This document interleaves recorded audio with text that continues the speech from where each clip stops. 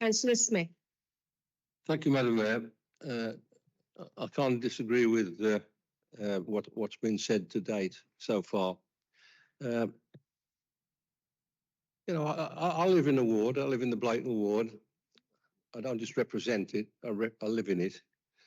And if I don't get insulted or have derogatory remarks passed about me at least a couple of times a week, I think I've had a good week. That's one thing. And people in our area, and I don't think we're unique, they say what they think. And they put it in a way that they want to put it in. And that could be deemed to be offensive by some, but we're all different. But there are limits, and there are points beyond which you shouldn't go. And I've been seeing stuff in social media recently, which, to be honest, I found absolutely disgusting, mainly levelled against Councillor Bird. Now, there's a lot about Councillor Bird's policies that I disagree with, and I've disagreed with a lot of them for a long time. That's one thing. And it's one thing having a go at Councillor Bird or anybody else for a policy that you don't agree with. But when it comes to deliberate, orchestrated, personal attacks which to me, and I'm no lawyer, seem to border on almost libel, then I think we've got to draw the line. I've seen emails, yes, not just to address all the councillors recently, which basically is a personal attack on the character of Councillor Bird, and another one I think was mentioned, which is out of order.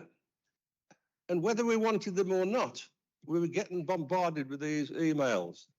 Makes you wonder whether the person sending them has got anything else to do, apart from promote the political party that is going to be a candidate for it in the local elections.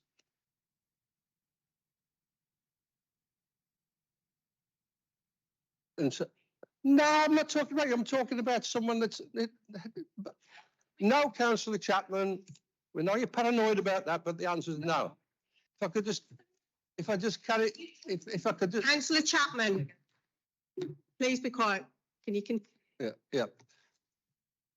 So when you're bombarded with these personal, these emails that are basically a personal attack on one individual in particular, then I felt obliged to tell the person writing it not to send me any more. And to be fair, that was adhered to. And I wrote to the chief exec and the monitoring officer. Although I didn't get a reply, there was some response because we then saw some advice coming from the monitoring officer to councillors in terms of how to handle such.